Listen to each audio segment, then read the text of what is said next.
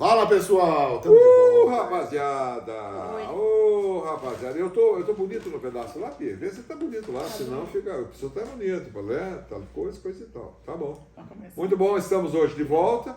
Pessoal, vocês dão trabalho. Cheguei agora, não deu tempo de fazer durante o dia, o Daniel estava ocupado e tal e coisa. Terminamos o culto agora. Cheguei aqui prontinho para tirar a roupa, deitar, descansar. Não. O Daniel, não, senhor, vamos ter que gravar. E estamos nós aqui outra vez. Bora lá, gente. Vale a pena.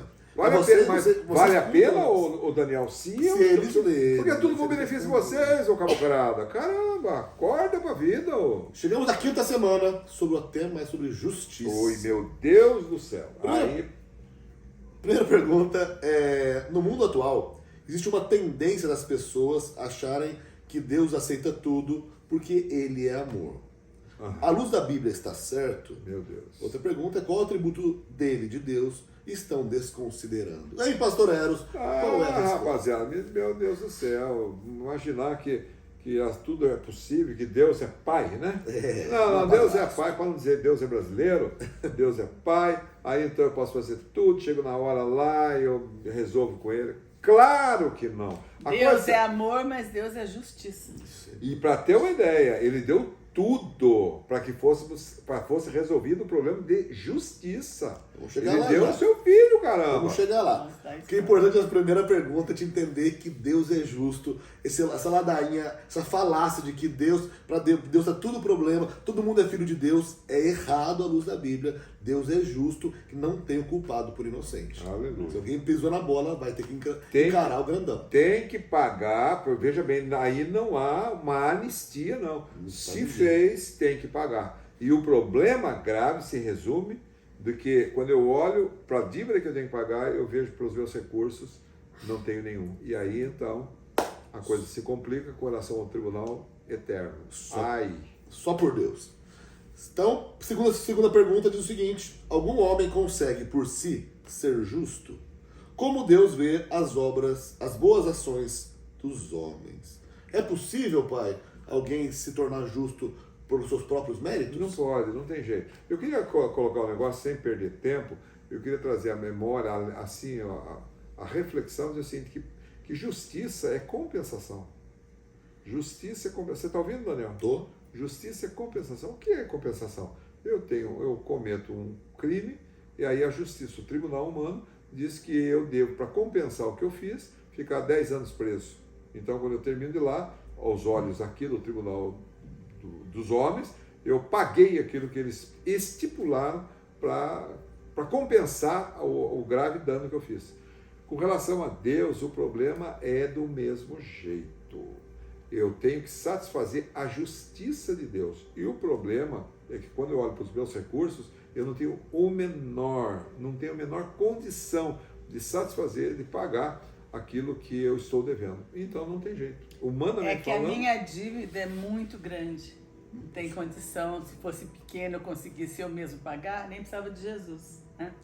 Mas ela é gigante, ela é além de qualquer coisa. A Bíblia mostra referência de como se fosse o salário das pessoas, né? Que seria quantos 1000 anos para a gente pagar um... É impossível. O Salmo 49 diz que o resgate de uma alma é caríssima.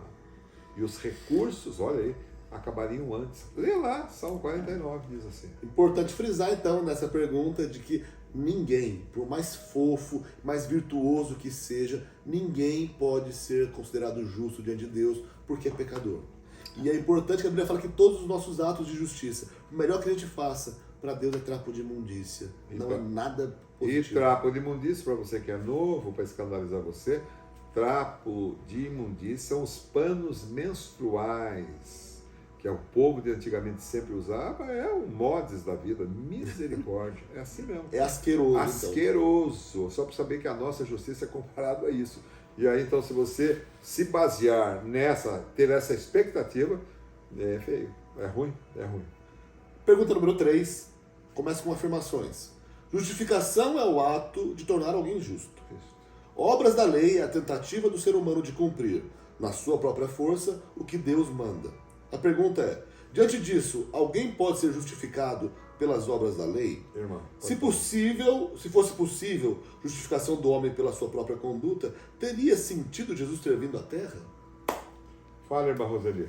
Muita gente pensa que fazendo boas obras, coisas que agradam aparentemente a Deus, ela vai estar quitada, né? Mas realmente ela não tem condição, não é através disso, que senão Jesus também não teria sentido. Não precisaria ter vindo. Não precisaria. Eu queria chamar a atenção porque a questão de justificação. A justificação é um aspecto da salvação nossa.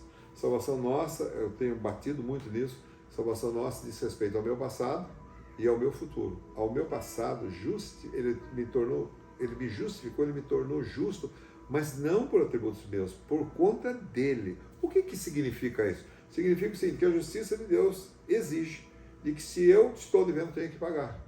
Então aí é o seguinte, o que Deus faz? Uma coisa louca isso. O que Deus faz sempre em Cristo é nos tirar da nossa posição e colocar o seu Filho no lugar. Vamos chegar nisso já.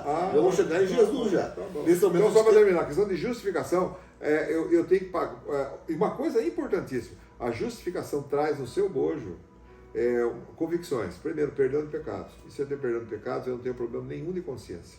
Isso só é possível pelo sangue. Mas não vai dar para dizer isso agora. Mas só para saber. Vai ter um dia, uma semana específica sobre sangue. Isso, só para você saber. Essa questão da justificação, de nos tornar justos, só é pela misericórdia de Deus em prover recursos para que a minha conta fosse paga. É Ele que me torna justo, pelos merecimentos dele. E só isso que eu estava falando que tinha perdido. Alguém na carreira, muitos de vocês começando a carreira, o problema do passado tem que ser resolvido. Eu não posso ter assim a consciência, a ideia de que eu deixei no meu passado dívidas que eu não paguei ainda e por conta disso eu sou devedor. Eu tenho um problema de remorso, alguma coisa que foi lá do passado. O sangue de Jesus, essa questão da justificação, ela resolve de forma que nenhuma condenação há para aqueles que estão em Cristo Jesus. Isto é básico, fundamental. Isso faz parte da doutrina da salvação que é perfeita. Ponto. Vai chegar já, né, no jeito que Deus providenciou para que a gente pudesse ser considerado justo. Mas até agora a ideia não tem condição. Ser humano nenhum pode. E se ele tivesse alguma condição, Jesus teria vindo inutilmente aqui, porque o homem resolveria o seu problema. Agora vamos entrar nessa solução. Então todos têm dívida, não existe um que não tenha, não consegue pagar e precisou que Deus desse um jeito. Vamos ver agora o jeito. O jeito tem um nome, o jeito chama-se Jesus Cristo. E aí a pergunta número 4 qual foi a única pessoa a não cometer pecado?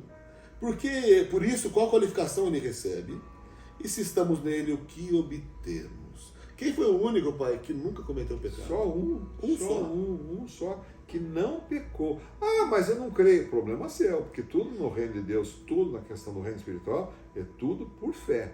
Eu não creio, acabou. Mas que a palavra diz que o único, simetricamente, contrariamente, ele diz assim que todos pecaram e destituídos estão da glória de Deus. Todos pecaram. O único que não pecou foi o Senhor. Então ele é apto, ele é o Cordeiro de Deus, imaculado, que foi morto por nós. O único que não pecou, definitivo, o único que não pecou. Se ele não tem pecado, ele pode perfeitamente ser dado pelos nossos pecados, isso tudo mediante a fé. Não tem outro caminho que nos torne justos, a não ser o sangue do Cordeiro, a não ser o Cordeiro. Ponto final, não tem ninguém bom. E é interessante que o remédio Deus já providenciou antes da doença. E a Bíblia fala que ele foi crucificado antes da fundação do mundo. Eu achei interessante uma vez que o Richard falou, que é de um outro autor, não sei se foi do C.S. Lewis, que antes que Deus falasse haja luz, ele falou haja cruz. Acho lindo isso. Muito legal. Então Jesus é perfeito, ele é o Cordeiro de Deus. É importante dizer que ele é justo, porque ele cumpriu toda a justiça de Deus. A Bíblia fala Jesus Cristo, justo. E a Bíblia vai contar também que nele, em Cristo, se a gente está nele, nós podemos ser considerados justos também. Nós alcançamos a justiça de Deus estando em Cristo. Isso a palavra de Deus coloca. Então há esperança para nós quando nós estamos em Jesus. Eu acho que o ponto principal disso, Daniel, é essa revelação que é toda a graça, toda a herança que foi dada a Abraão e ao seu descendente, que é Cristo, Nós nos apropriamos dela quando estamos nele. Porque a herança, o presente, não é individualmente para cada um. Eu falei hoje para o Ludovico, não é uma árvore de Natal que cada um de nós vai receber o seu presente individualmente. Não é, essa não é a ideia. A ideia é eu recebo quando estou nele. O meu galardão é quando estou nele. Nele somos feitos justiça de Deus. Isso mesmo. Nele! Oh, meu Deus do céu! Mas a última pergunta tem a ver com como a gente tem acesso a isso. E é importante. E já vamos conversar. Qual a única forma do ser humano ter acesso à justiça de Deus? Sem fé em Cristo, alguém vai ser considerado justo diante de Deus? O que é? Qual que é o jeito? Então a justiça está, o homem não consegue, o homem tudo que ele faz é mal, e Deus providenciou a justiça perfeita em Cristo. Mas como que o ser humano mal consegue ter acesso a isso, pai? Esse é o grande nó, que a humanidade precisa saber disso. Quer falar, irmão? Senão já chega o rei. Pode falar. Então, presta atenção, a fé. Irmãozinho, de novo.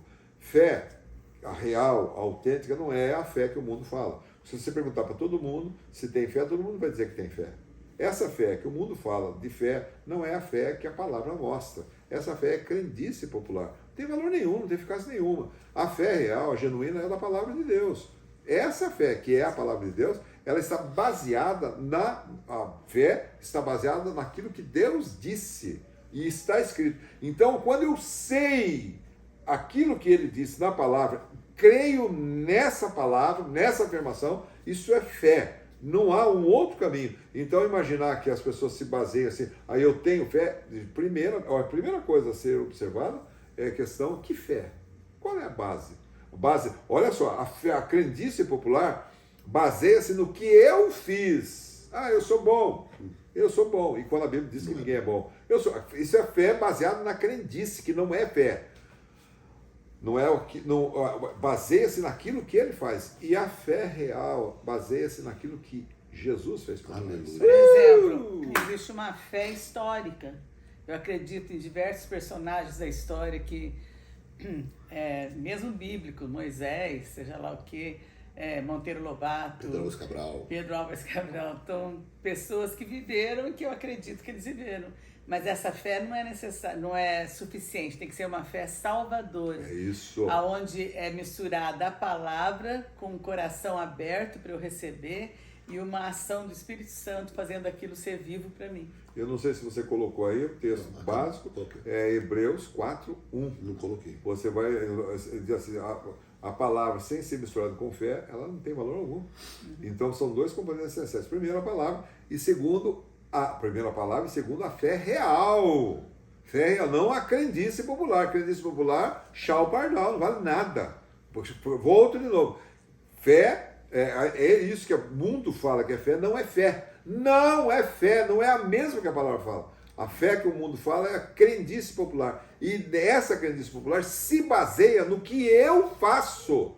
Isso que paralelamente, ou contrariamente, opostamente, a fé genuína baseia-se na fé, no crer, na eficácia daquilo que ele fez por mim. Meu Pai amado. Amém. Meu Jesus. Fé, então, só tem acesso à justiça por fé. E a fé é um presente de Deus pelo Espírito de Deus. Então é por isso que a palavra de Deus diz que é dele, Jesus, por ele, pelo Espírito e para ele. Aleluia. Meu irmãozinho, corta para mim.